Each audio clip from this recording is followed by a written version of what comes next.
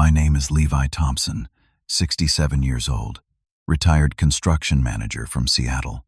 For most of my life, my daughter Amanda was my pride and joy. We had our ups and downs after her mother passed, but I thought we had a solid relationship. That was until 10 days before Thanksgiving, when I accidentally overheard her planning to humiliate me in front of her fancy friends before telling me I was no longer welcome in her life. What she did not expect was my response and what I left in that drawer. Before I tell you what happened that Thanksgiving morning, drop a comment telling me where you are watching from, and hit that subscribe button if you have ever had to stand up for yourself against your own family. I was born and raised in a blue-collar neighborhood just outside of Seattle. My father worked at the shipyards, and my mother was a seamstress. They taught me the value of hard work and family loyalty above all else. I met my wife, Eleanor, during my second year working construction. She was a kindergarten teacher with the most beautiful smile I had ever seen. We married within 6 months and welcomed Amanda into our lives 2 years later. Life was good until Eleanor was diagnosed with stage 4 breast cancer when Amanda was just 8 years old. The doctors gave her 6 months, but my Eleanor fought for 18. Those were the hardest days of my life, watching the love of my life fade away while trying to stay strong for our daughter. After Eleanor passed, it was just Amanda and me against the world. I turned down promotions that would have required travel, worked extra shifts to pay for ballet lessons and braces, and learned how to French braid hair by watching videos at the public library.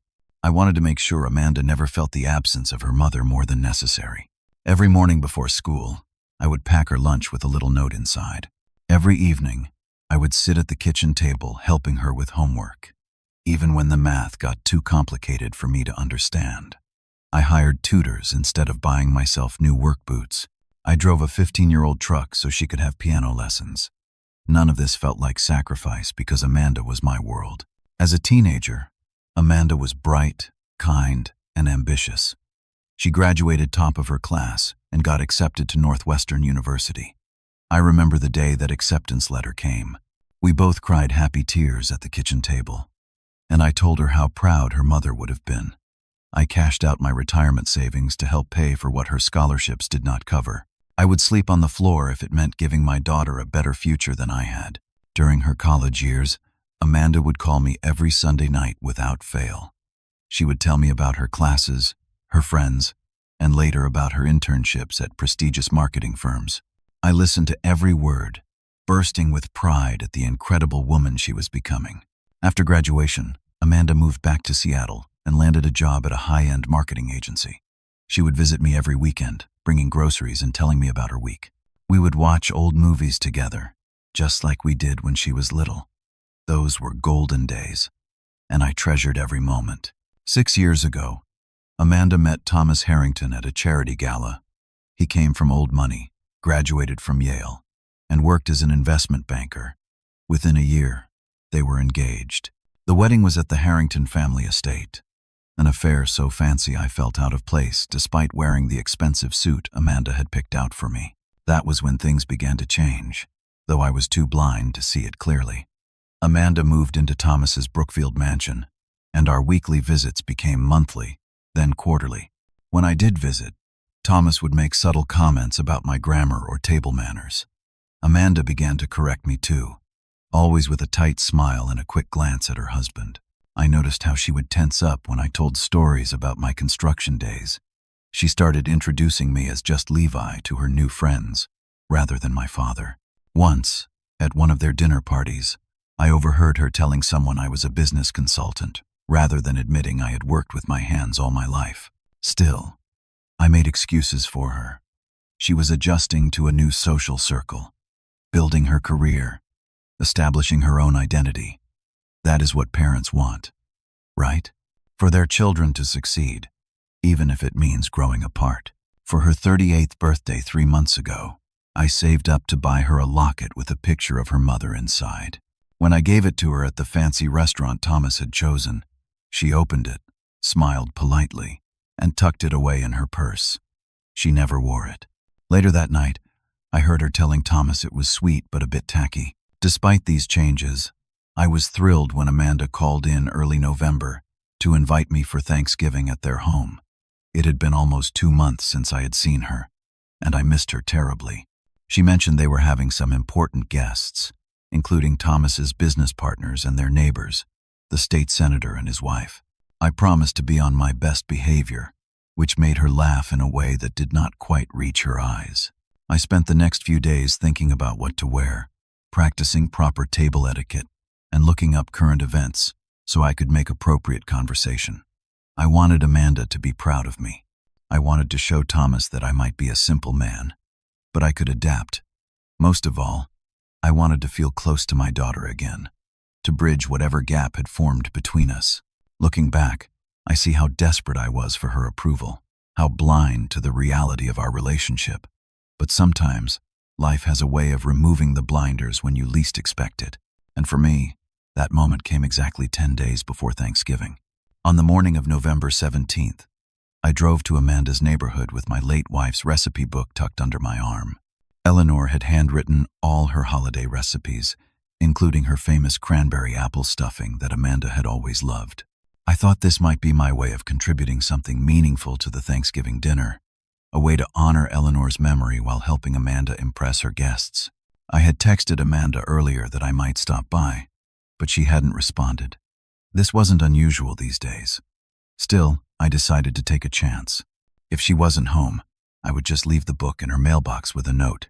As I pulled into the circular driveway of the Georgian-style mansion, I noticed Amanda's red Tesla parked out front. But Thomas's Bentley was gone. Good, I thought. A chance to talk to my daughter without her husband's watchful eye. I rang the doorbell twice, but no one answered. This struck me as odd since her car was there. I tried calling her cell phone and heard it ringing inside the house. Concerned, I used the emergency key Amanda had given me years ago, calling out her name as I entered. The marble foyer was silent, but I could hear Amanda's voice coming from the back of the house. She sounded animated, almost excited. Following the sound, I realized she was in her home office, with the door partially open. I was about to knock when I heard my name. Levi will have no idea, Amanda was saying, laughter in her voice. Patricia, it is going to be the social coup of the season, and the final step in clearing out the last of my old life. I froze, my knuckles inches from the door. Thomas has it all arranged, she continued. We will seat him at the children's table in the kitchen. Can you imagine? A 67-year-old man with all those kids. Everyone will get such a laugh out of it. And when he inevitably says something embarrassing, Thomas will lecture him about proper etiquette in front of everyone. My heart began to pound so hard I could feel it in my temples. My daughter, my Amanda, was planning to publicly humiliate me. The best part, she continued, her voice dropping to a conspiratorial whisper that I had to strain to hear, is that after the final humiliation, Thomas will explain that we no longer have space for Levi in our lives. Can you imagine the look on his face? The man still thinks we are close. Patricia must have said something on the other end of the line because Amanda laughed again. No, I am not concerned about his feelings. Thomas says people like him are too simple to have complex emotions. Besides, we need his house for our investment portfolio. The neighborhood is being rezoned for commercial use next year, and the property value will triple. Thomas already has buyers lined up. My legs nearly gave out from under me. I leaned against the wall, the recipe book clutched against my chest like a shield. The daughter I had raised, the child I had sacrificed everything for, was discussing me as if I were nothing more than an inconvenient object to be discarded. Oh, you should see the guest list, Amanda was saying now. The Wilsons will be there. You know he just made partner at the biggest law firm in the state. And the Andersons, their summer home in the Hamptons, was featured in Architectural Digest last month. Even Senator Clarkson and his wife accepted. I cannot wait to see their faces when my father starts talking about pouring concrete or whatever boring stories he usually tells. She paused, then laughed again. God, no, I have not told Jennifer about this plan. My sister still has a soft spot for him. She might warn him or something equally dramatic. No, this stays between us, Thomas, and now you. I felt dizzy, nauseated. The room seemed to tilt around me. This could not be happening. There must be some explanation, some context I was missing. Perhaps it was an elaborate joke. or Amanda was putting on an act for this Patricia person. Anyway, I need to run. Thomas and I are meeting with the realtor this afternoon. We want to have everything ready to list Levi's house as soon as he signs it over to us. Thomas has already drafted a sob story about medical bills we can use to convince him. That was when I heard her chair scrape against the floor. She was getting up. In a panic, I backed away from the door as quietly as possible, my worker's boots thankfully silent on the plush carpet. I made it to the foyer and slipped outside just as I heard her office door open fully.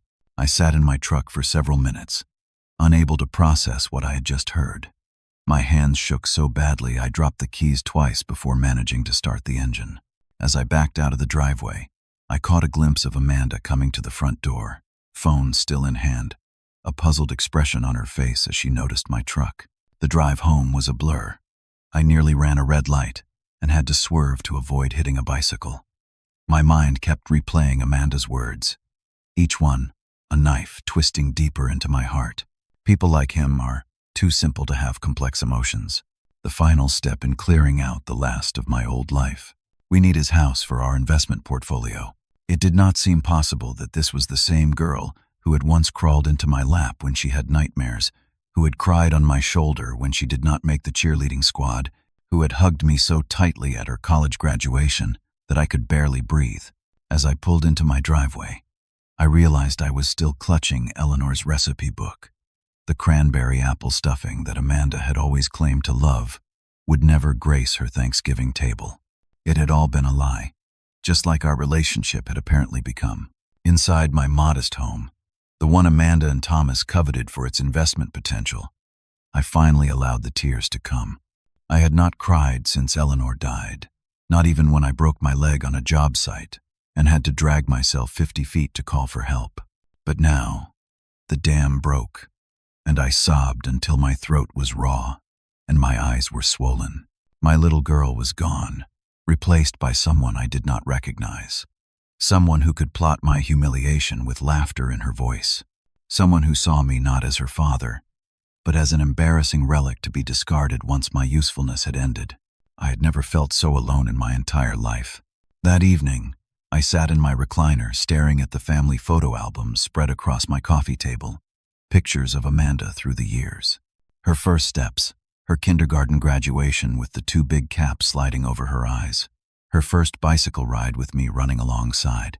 There was the camping trip when she was 12, where it rained the entire weekend, but we stayed anyway, playing cards in the tent and making up ghost stories. Her high school graduation, where she had insisted I stand next to her for every photo, proudly introducing me to all her teachers. Where had that girl gone? When had my daughter transformed into the cold woman I overheard today? I picked up a photo from her college graduation. Amanda stood between me and Eleanor's sister, Janet, her arms around both of us, her smile radiant with accomplishment and joy. I remembered how she had thanked me in front of everyone during her graduation party, raising a toast to the best father anyone could ask for, the man who worked 60-hour weeks so I could be here today. Had it all been an act, or had something changed her so fundamentally? I reached for my phone and scrolled through our recent text message history. The pattern was clear, though I had been too blind to see it. My messages were long, detailed, asking about her life, telling her about mine. Her responses had grown increasingly brief over the past year. Sounds good. Can't talk now. Busy week. We'll call later. Sorry, dinner with the Harringtons again. When was the last time she had actually initiated contact with me? I scrolled back months and realized with a sinking heart that every interaction had been started by me. Out of curiosity, I opened the social media account Amanda had set up for me years ago to keep in touch. I rarely used it, but she had insisted on tagging me in family photos. As I scrolled through her recent posts, I noticed something strange. There were photos from events I had attended, a garden party last spring, the charity auction in summer, but I was not in any of them. Had she cropped me out? Or had she taken these when I was not looking, carefully ensuring I remained invisible in her curated online life? In one photo, I could actually see the edge of my blue shirt at the very margin of the frame. She had literally cut me out of the picture, but had not been careful enough to crop it fully. I thought about Thomas, with his perfect teeth and expensive suits. I had tried so hard to like him for Amanda's sake.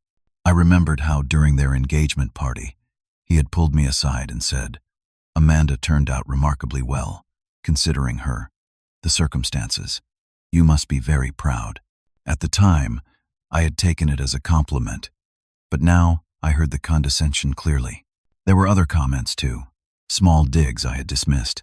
"Interesting choice of tie, Levi. That is certainly one perspective on economics, though perhaps a bit simplistic.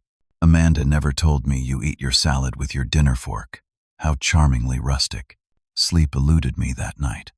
I lay awake replaying every interaction with Amanda and Thomas over the past 6 years, seeing the pattern of increasing distance and disdain that I had willfully ignored. By dawn, my eyes were dry and burning, my throat tight with unshed tears. The phone rang just after 7, startling me from my daze. It was Frank, my oldest friend. We had started in construction together 40 years ago and had remained close even after I became a manager and he stayed in the field. "Levi? You sound terrible. What is wrong?" Frank had never been one to beat around the bush. "Nothing," I lied. "Just a bad night's sleep." "Bull," he replied. "I have known you too long. Spill it." Something in his gruff concern broke through my isolation. Before I knew it, I was telling him everything, my voice cracking with the fresh pain of betrayal. When I finished, there was a long silence on the line. Then Frank let loose a string of colorful expletives that would have made a sailor blush. "That ungrateful little. After everything you did for her. Levi, you practically killed yourself working to put her through that fancy college. You think I did not notice you coming to work with the same packed lunch for 5 years straight so you could save every penny for her tuition?" His outrage was oddly comforting. At least someone remembered the sacrifices I had made, the love I had poured into raising my daughter. "Maybe I misunderstood," I said weakly. "Maybe it was some kind of joke." "You know it was not," Frank replied quietly. "The question is, what are you going to do about it?" It was a good question. What could I do? Confront her? Pretend I had never heard the conversation? Cancel Thanksgiving entirely? "First," I said slowly, "I need to be absolutely certain. I need to know this is not some terrible misunderstanding." After ending the call with Frank, I showered and dressed with care. Then I drove to a coffee shop near Amanda's neighborhood, one she had mentioned frequenting with her friends. It was a long shot, but I had to try. Fortune favored me. After an hour nursing an overpriced coffee, Patricia walked in. I recognized her from Amanda's wedding, a tall woman with perfectly highlighted hair who had been one of the bridesmaids. I approached her casually, pretending our meeting was coincidental. Her smile faltered when she recognized me, a flicker of something uncomfortable crossing her face. "Levi, what a surprise to see you here. Just grabbing coffee before some errands," I said, forcing a friendly tone. "Amanda mentioned you two meet here sometimes. She tells me you are coming to Thanksgiving dinner?" Patricia's perfectly manicured hand tightened around her purse strap. "Oh, I am not sure yet. Thomas and Amanda always host such lovely events, though. I am really looking forward to it," I continued, watching her face carefully. "Amanda mentioned something about special seating arrangements. I hope I get to sit next to you and hear more about your interior design business." The color drained from Patricia's face. "Special seating? I would not know anything about that. Listen, I am running terribly late for an appointment." She hurried away before I could say more, nearly forgetting to pick up her coffee in her haste to escape. The guilt in her eyes told me everything I needed to know. It was true, all of it. The confirmation settled like lead in my stomach. There was no misunderstanding, no exaggeration. My daughter and her husband were planning to humiliate me before cutting me out of their lives and taking my home. As I walked back to my truck, I felt something shift inside me. The paralyzing grief began to harden into something else, something with edges. Not hatred, not even anger yet, just a cold, clear certainty that I would not allow myself to be their pawn. 3 days after my devastating discovery, I was sorting through old photographs in my living room when the doorbell rang. Opening the door revealed Amanda standing there with a bright smile that did not reach her eyes. "Surprise, Dad. I was in the neighborhood and thought I would drop by to finalize some Thanksgiving details."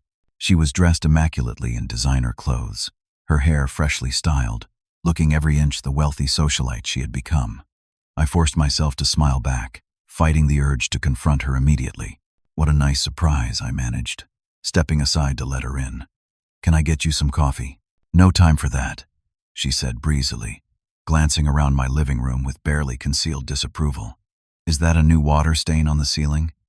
You really should have someone look at that. Before I could respond, she continued. Anyway, I just wanted to confirm you are coming at 2 o'clock sharp on Thanksgiving. Thomas is very particular about timing with these events. Would not miss it for the world, I replied, watching her closely. I am looking forward to meeting all your important guests. Something flickered across her face before her smile reasserted itself. Yes, well, we have quite the guest list this year. Thomas has really outdone himself with the connections he has made. Will I be sitting at the main table? I asked casually. I bought a new tie for the occasion. Amanda's fingers twitched slightly as she adjusted her watch. Oh, we have some special seating arrangements planned. Nothing for you to worry about. Special arrangements? I echoed. Yes, to accommodate everyone comfortably. She recovered quickly.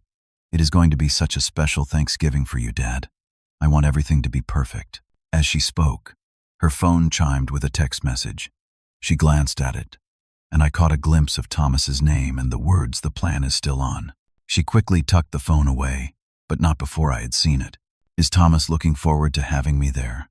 I asked, unable to keep a slight edge from my voice. Amanda laughed, a brittle sound. Of course. He was just texting about the turkey. He ordered a special heritage breed this year. She began moving around my living room, picking up frames and trinkets with a critical eye. You know, Dad, you have so many old things cluttering up this place. Have you ever thought about downsizing? Thomas knows some excellent real estate agents who could help you find something more manageable. This home has served me well for 30 years, I said. Your mother and I bought it when you were just a baby. Yes, but you are alone now, she said, her voice taking on a practiced, sympathetic tone. And this neighborhood is changing. It might be time for a fresh start.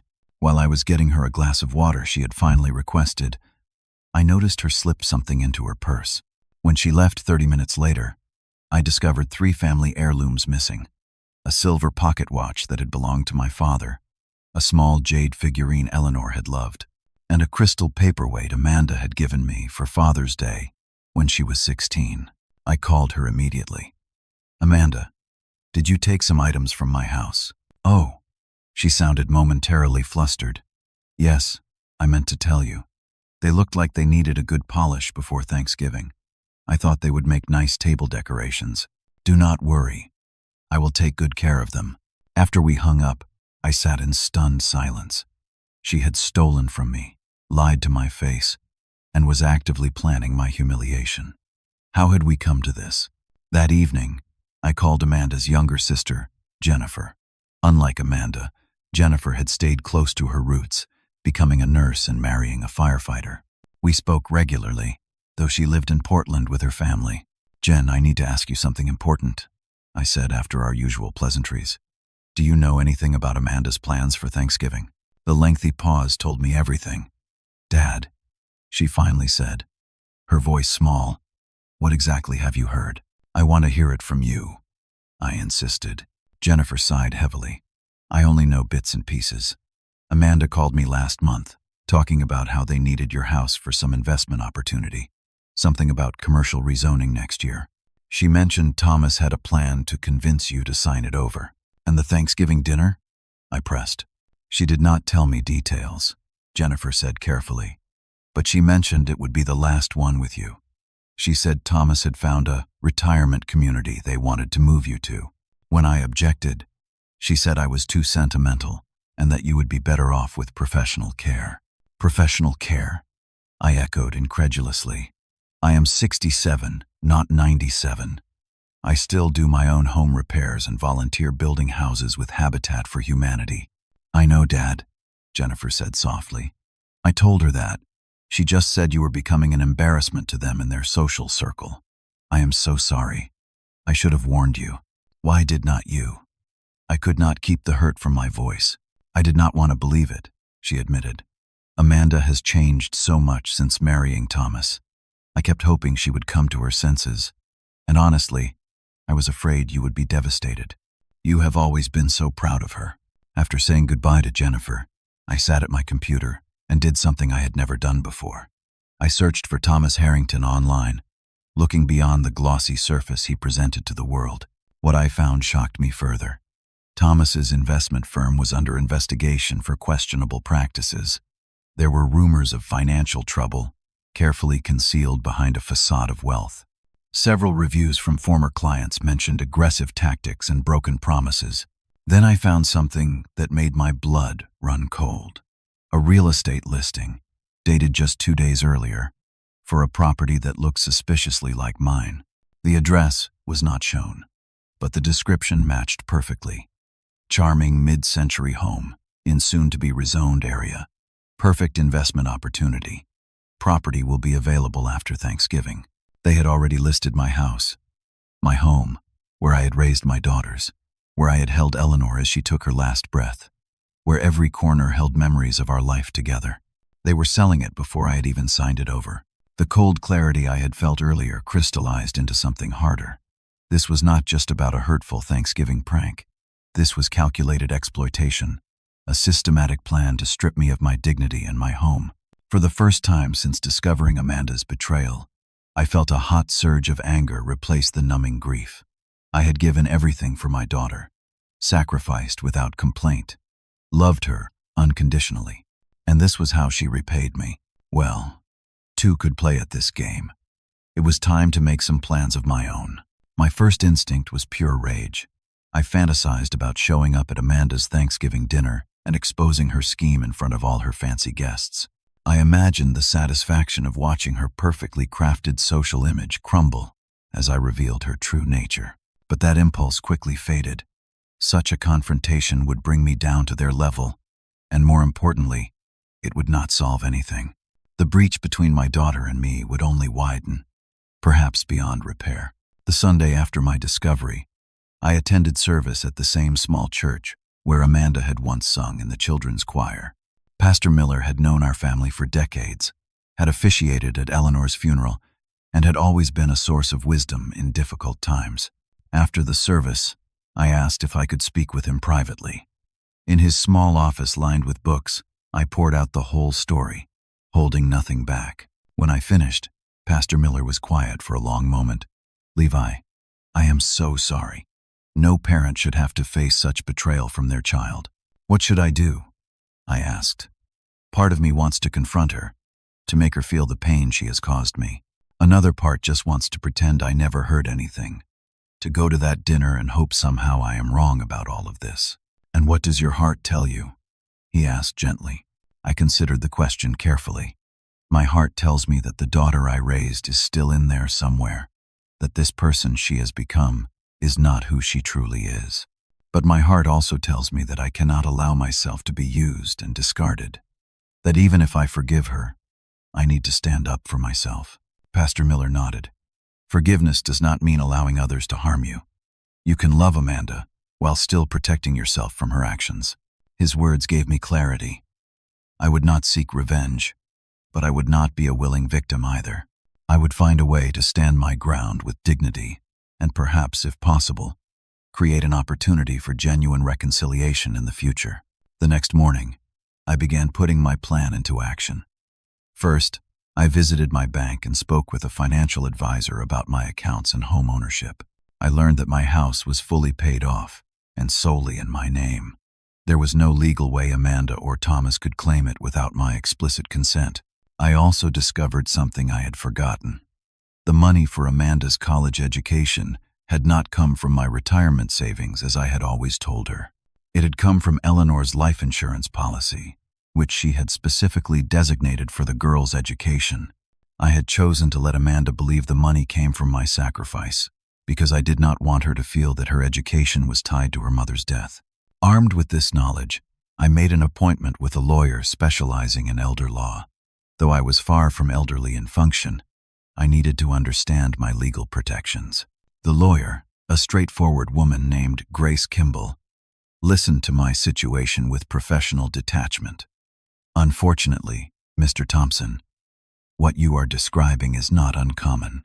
Adult children sometimes develop entitled attitudes toward their parents' assets. What can I do to protect myself? I asked. Several things, she replied, pulling out a legal pad. First, we can create a revocable living trust for your home and other assets, naming a trustee other than your daughter's. This prevents anyone from pressuring you into signing over property. Second, we should draft a power of attorney for health care and finances, naming someone you trust implicitly. By the end of our meeting, I had set in motion legal protections that would ensure my home remained mine. I named Jennifer and Frank as my healthcare proxies and appointed a bank trust officer to oversee my assets if I became incapacitated. Next, I called several of my old construction colleagues, men and women I had worked alongside for decades. I explained that I needed help with a special project, one that required discretion and speed.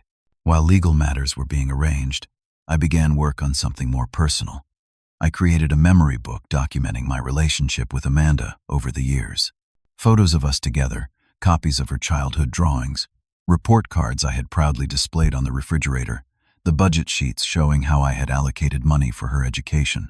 I included copies of the life insurance documents showing that Eleanor had provided for her education from beyond the grave. I added notes detailing the sacrifices that had never felt like sacrifices because of my love for her. Not to make her feel guilty, but to remind her of the foundation of our relationship, the love that I believed still existed beneath the surface. I also gathered evidence of her current scheme, screenshots of the real estate listing, printouts of text she had accidentally left visible, notes from my conversation with Patricia. I did not plan to use these as weapons, but as a mirror to show Amanda what she had become. The Saturday before Thanksgiving, Frank helped me install a hidden drawer in my bedroom dresser, a craftsman's trick I had learned decades ago. Inside this drawer, I placed the memory book, the legal documents protecting my home, and a letter I had written after much thought. I also included a significant surprise that had taken considerable arrangement. I then contacted several local charities and volunteered to help serve Thanksgiving meals to those in need. The homeless shelter downtown, the Women's Refuge Center, and the Veterans Hospital all welcomed the extra hands for their holiday events. Finally, I called Frank to finalize our alternate Thanksgiving plans. We would spend the morning serving meals at the shelter, then join several other friends for dinner at Frank's house in the evening. "Are you sure about this?" Frank asked. "It is a pretty elaborate plan. I am not doing this to punish Amanda," I explained. "I am doing it to show her that I know my worth, even if she has forgotten it, and to give her a chance to remember who she really is." The night before Thanksgiving, I sat in my living room looking at a photograph of Amanda as a little girl, sitting on my shoulders at the county fair, cotton candy in one hand, her other hand patting my head for balance. Her smile was pure joy, and my own face reflected the same happiness. "I love you, Amanda," I said to the photo. "No matter what happens tomorrow, that will never change." With that thought, I found a measure of peace amid the pain. I had done everything I could. The rest was up to her. Thanksgiving morning dawned clear and cold, with the kind of crisp autumn sunshine that had always made Eleanor say God was showing off. I woke early, made coffee, and sat watching the sunrise from my kitchen window, mentally preparing for the day ahead. At 8:30, I arrived at the downtown compassion shelter, where a flurry of activity was already underway. The volunteer coordinator, Maria, greeted me warmly. "Levi, so glad you could join us today. We have you stationed at the mashed potato and gravy station." For the next several hours, I lost myself in the simple act of serving others. I scooped mashed potatoes onto plates and ladled gravy with a generous hand, exchanging smiles and holiday wishes with each person who came through the line. Many were homeless. Some were simply alone or unable to afford a holiday meal. All were grateful for the food and company. At 10:15, my phone buzzed with a text from Amanda. "Just confirming you are coming at 2. Several guests have already asked about meeting my father." I waited 30 minutes before responding, looking forward to it, running a few errands first. At 11:45, another text. "Do you need directions? Thomas says to remind you to use the formal entrance, not the service door." Again, I delayed my response. Got it. See you soon. The serving shift ended at noon, and I helped with cleanup before thanking Maria and the other volunteers.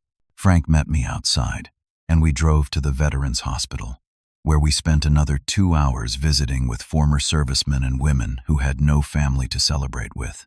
Mr. Jenkins, a 92-year-old World War II veteran, gripped my hand with surprising strength. Thanks for stopping by, son. Holidays are the loneliest days when you got nobody left. His words resonated deeply with my own situation. Here was a man who had fought for his country, who had likely made countless sacrifices, now spending his final years alone. Yet he had a dignity and grace that touched my heart. If he could face his circumstances with such strength, surely I could face mine. At 1:30, my phone began ringing. Amanda. I let it go to voicemail. 5 minutes later, another call, then another. By 1:45, the calls were coming continuously. I finally answered as Frank and I left the hospital. Dad! Amanda's voice was tight with tension. Where are you? Guests are arriving in 15 minutes. I am running a bit late, I said calmly. Had some important things to take care of this morning. What could possibly be more important than Thanksgiving dinner? She snapped, her veneer of politeness cracking. The Clarksons have already arrived, and the table settings are perfect. You need to be here now. I will get there when I get there, Amanda, I replied, keeping my voice steady. Some things cannot be rushed. She made a frustrated noise. Fine, just hurry. And remember what we talked about regarding table manners. By 2:30, the texts had become frantic. Where are you? Dad, this is embarrassing. Everyone is seated for appetizers. There is a conspicuous empty chair at the children's table. I smiled at that last one. So my suspicions had been correct. The children's table it was. At 3 o'clock, as Frank and I sat having coffee at a diner, giving me strength for whatever was to come, Amanda called again. This time, she was nearly hysterical. Dad, where the hell are you? Dinner is being served in 15 minutes. Amanda, I said calmly, I think you know exactly why I am not there. There was a moment of silence. What are you talking about? We are all waiting for you. Are you sure you want me there? At the children's table, where you can all have a good laugh at my expense before Thomas explains that I am no longer welcome in your life? The sharp intake of breath told me everything. How did you? That is not important, I cut in. What matters is that I know everything, Amanda. About the seating plan, about your intentions to humiliate me, about your plans for my house. Dad, I can explain. Her voice had lost its edge, replaced by something almost fearful. I am sure you can, I replied. And I am willing to listen, but not today. Not when you have a house full of important guests waiting to witness my humiliation. What do you want? She asked, her voice small. Go to my house, I said. Use your key. In my bedroom, the dresser has a hidden drawer at the bottom. Pull the molding beneath the lowest visible drawer forward and then up. Look at what is inside. Then call me back, if you still want to. Dad, goodbye, Amanda. Happy Thanksgiving. I ended the call and turned to Frank, who had been watching me with concern. She is going to my house, I said. Now we wait. For the next hour, my phone remained silent. Frank and I finished our coffee, paid the bill, and drove to his house, where several other friends were already gathering for our alternative Thanksgiving celebration. Then, at 4:15, just as Frank's wife was preparing to serve the turkey, my phone rang. Amanda, where are you? She asked. Her voice sounded strange, choked. I am having Thanksgiving dinner with friends who value my company, I replied. I found the drawer, she said. Dad, I screamed when I saw what was inside. I closed my eyes, picturing her face as she discovered the contents of that hidden compartment.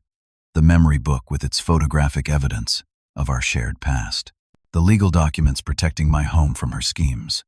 The printouts of the real estate listing she thought I knew nothing about.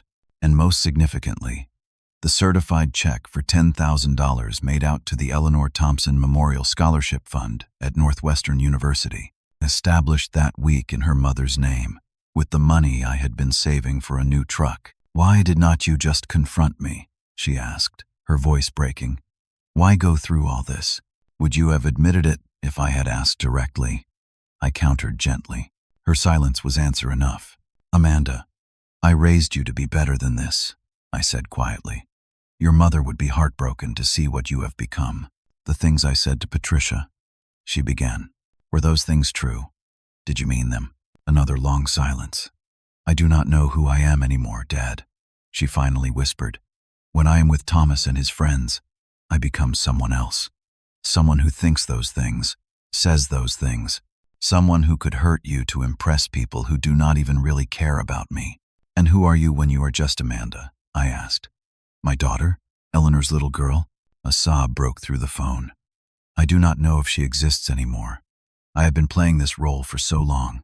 "She exists," I said firmly. "She is the one crying right now. She is the one who feels shame for what she almost did. That Amanda is still in there, and she is worth fighting for." "What do I do now?" she asked, sounding for all the world like the little girl who had come to me with skinned knees and broken toys, trusting that her father could fix anything. "First, you go back to your guests and make whatever excuses you need to. Then tomorrow, if you want, we can talk. Really talk. Not the performance we have been putting on for the past few years." "And Thomas? He is furious that you did not show up. He keeps asking where you are." "That is between you and him," I said. "But ask yourself this. Does he love the real Amanda, or just the woman who fits into his world?" After we hung up, I rejoined the Thanksgiving gathering at Frank's house. These were my true friends, people who had known me for decades, who valued me for exactly who I was, work boots, simple grammar, and all. As we shared food and laughter, I felt a complex mixture of emotions. Grief for the relationship with my daughter that might never be the same. Hope that perhaps today had been the first step towards something more authentic. And underneath it all, a quiet pride in having stood up for myself with dignity rather than anger. Frank raised his glass in a toast. "To friends who become family, and to Levi, the strongest man I know." As glasses clinked around the table, I felt a peace I had not expected on this most unusual Thanksgiving Day. The day after Thanksgiving, traditionally reserved for leftover sandwiches and football games, became instead a day of reckoning. Amanda texted in the morning, asking if she could come over. I simply replied, yes. She arrived, looking nothing like the polished socialite of recent years. Her face was free of makeup, her hair pulled back in a simple ponytail, and she wore jeans and a sweater I had given her 3 birthdays ago that I had never seen her wear. We sat at my kitchen table, the same table where we had shared countless meals, where I had helped with her homework, where we had cried together over Eleanor's death. "I do not even know where to begin," she said, her eyes red-rimmed from what must have been a sleepless night. "How about with the truth?" I suggested gently, and so it came, in fits and starts, the painful truth of how my daughter had lost herself, how Thomas had gradually isolated her from her old friends, subtly criticizing them until she stopped calling them, how his parents had made comments about her humble origins until she became ashamed of where she came from, how the wealthy social circle she had entered operated on appearances and status, with authenticity viewed as weakness. "I started pretending to be someone else to fit in," she admitted. "And eventually, I started to believe I was that person, someone who was embarrassed by you, by our life before Thomas." "And the house?" I asked. "Why did you want my home?" She looked down at her hands. "That was Thomas's idea originally. He found out about the rezoning plans and calculated the potential profit. But I went along with it. I told myself we would be doing you a favor, moving you somewhere more comfortable than the home I have loved for 30 years. She had no answer for that. As we talked, her phone rang repeatedly. "Thomas." She declined each call until finally turning her phone off completely. "He was furious when I left the dinner yesterday to go to your house," she explained. "When I came back, I told everyone you had a medical emergency. We got through the meal somehow, but afterward, when everyone left, Thomas and I had the worst fight of our marriage. About me, about everything, about who I have become, about his controlling nature, about the scheme to take your house. I told him I would not be part of it anymore. He said I was being ridiculous and emotional. That is when I realized how much I had changed, that I would even consider hurting my own father for money we do not even need. Her phone, though off, represented a question hanging between us. "What will you do now?" I asked. "I do not know," she said honestly. "But I know I cannot keep living this lie. Whether with Thomas or not, I need to find myself again." We talked for hours, painful truths and tender memories intermingling as we began the delicate work of rebuilding trust. There were moments of anger on both sides, moments of grief, but also moments of connection that gave me hope. As the day waned, we made a simple plan. Christmas would be at my house this year, not the Harrington estate. Amanda would come alone if needed. Jennifer and her family would join us. We would make Eleanor's traditional recipes together and remember what family truly meant. In the weeks that followed, Amanda began the difficult process of rediscovering herself. She started seeing a therapist to work through the complex dynamics of her marriage and her relationship with me. She reconnected with old friends she had abandoned during her social climbing years. Thomas called me once during this period, his voice cold with suppressed rage. "I hope you are happy, Levi. Your little stunt at Thanksgiving has caused quite the disruption to our lives." "That was not my intention," I replied truthfully. "But sometimes disruption is necessary for growth. Save the fortune cookie wisdom," he snapped. "Amanda is confused right now, but she will come to her senses. People like us belong together. People like you would not understand." His words, so dismissive and condescending, only confirmed what I already knew. Thomas had never loved the real Amanda. He had loved the woman he had shaped her into, the trophy wife who had abandoned her roots to fit into his world. By Christmas, Amanda had moved out of the Brookfield mansion and into a small apartment of her own. She arrived at my house on Christmas Eve with a suitcase full of family heirlooms she had borrowed over the years, including Eleanor's recipe book that I had never given her that fateful day before Thanksgiving. Jennifer and her family joined us, and for the first time in years, my daughters were reunited without the shadow of Thomas's influence between them. As we prepared dinner together, laughing over old memories and creating new ones, I saw glimpses of the Amanda I had raised, compassionate and genuine, emerging from behind the facade she had worn for so long. That winter, I found a new purpose in my retirement. Using my construction background, I helped establish a support group for parents estranged from adult children, combining practical advice with emotional support. We met weekly in a community center I had helped build 20 years earlier, sharing our stories and helping each other heal. Amanda attended one of these meetings in February, sitting quietly in the back. Afterward, she hugged me with tears in her eyes. "I had no idea how many families go through this," she whispered. "How many children lose their way. The important thing is finding your way back," I told her. By spring, Amanda had filed for divorce. Thomas fought it bitterly, using every legal maneuver to maintain control, but Amanda stood firm. The woman who had been willing to sacrifice her relationship with her father for social status now found the strength to walk away from wealth and privilege to reclaim her authentic self. Our relationship continued to heal, not without setbacks and difficult conversations, but with an honesty that had been missing for years.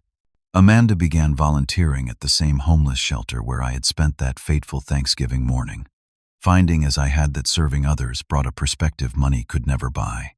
One evening in May, as we sat on my porch watching the sunset, Amanda asked the question that had clearly been on her mind for months. "How did you do it, Dad? How did you find the strength to respond with such dignity when you discovered what I was planning?" I would have been furious, vengeful. I considered her question carefully. I was angry at first, I admitted, but beneath that anger was love. "You are my daughter, Amanda. Nothing can change that. Not Thomas, not social status, not even betrayal. But you still stood up for yourself," she pointed out. "You did not just forgive and forget. Love without boundaries is not really love," I explained. "It is just enabling. I love you enough to forgive you, but I also love myself enough to require respect. Those two things can exist together." As the sun dipped below the horizon, painting the sky in shades of orange and purple, I thought about the journey we had taken since that Thanksgiving. The pain had been necessary, the confrontation unavoidable, but the healing that followed had made it worthwhile. I have learned that forgiveness is not about erasing wrongs or pretending they never happened. It is about choosing to move forward, unburdened by resentment. It is a gift you give yourself, not permission for others to hurt you again. Amanda continues her journey of self-discovery, rebuilding her career and her sense of identity, independent of wealth and status. Our relationship grows stronger each day, built now on authenticity rather than performance. Jennifer and her family visit more often, the sisters reconnecting with the bond they shared as children. And me? I have found a peace I never expected when I stood outside Amanda's office door that November day, hearing her plot my humiliation.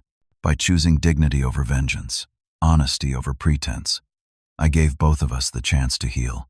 Life offers no guarantees. Relationships evolve, sometimes painfully. But when we stand firm in our truth while leaving space for reconciliation, we create the possibility for something deeper and more meaningful than what came before. Have you ever had to stand up for yourself against someone you loved?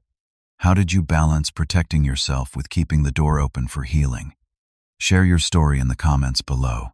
And if this journey of betrayal, dignity, and reconciliation resonated with you, please hit that like button and subscribe to hear more stories of life's unexpected lessons. Remember, sometimes the greatest gift we can give ourselves is the courage to be both strong and compassionate, even when facing betrayal from those closest to our hearts. Thank you for listening, and may your own family journeys lead to authentic connections and lasting peace.